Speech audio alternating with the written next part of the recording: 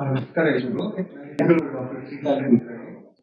ನೀವು ಹೇಳ್ತಾ ಇದ್ದಾರೆ ಪುರುಷರಿಗೆ ಯಾವ ಟೆಸ್ಟ್ ಅಂತ. ಓರಲ್ ಕ್ಯಾನ್ಸರ್, ಬಾಯಿ ಕ್ಯಾನ್ಸರ್ ಪುರುಷರಲ್ಲಿ almost ಭಾರತದಲ್ಲಿ 30 to 40% ಕ್ಯಾನ್ಸರ್ ಓರಲ್ ಕ್ಯಾನ್ಸರ್ ಜಾಸ್ತಿ.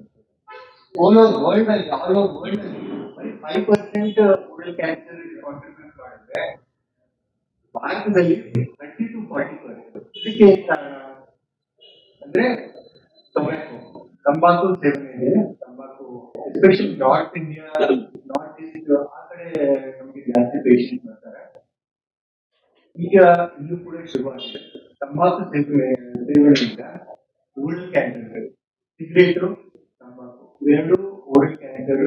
ಇದು ಕೂಡ ತುಂಬಾ ಪ್ರಿವೆಂಟ್ ಮಾಡ್ಬೋದು.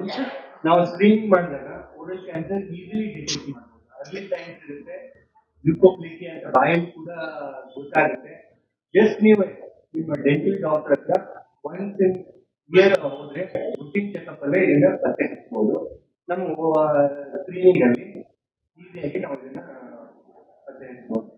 ಇದನ್ನು ಕ್ಯಾನ್ಸ್ ಮಾಡಿದ್ರೆ ಇನ್ನು 1 ಲಕ್ಷ, 1 ವರ್ಷದಲ್ಲಿ 1 ಲಕ್ಷ ಜನಕ್ಕೆ ಹೇಗೆ ಬೆನಿಫಿಟ್ ಆಗುತ್ತೆ ಅಂದ್ರೆ, 1 ಲಕ್ಷ ಜನಕ್ಕೆ ನಾವು ಪರೀಕ್ಷೆ ಮಾಡಿದಾಗ ಅದರಲ್ಲಿ ನಿಷ್ಪರ್ಷಿತ ಒಂದು 10% 10% ಅಂದ್ರೆ ಡಿಟೆಕ್ಟ್ ಆದ್ರೆ 10,000 ಫ್ಯಾಮಿಲಿಗೆ ನಾವು ಹೆಲ್ಪ್ ಮಾಡ್ತೀವಿ.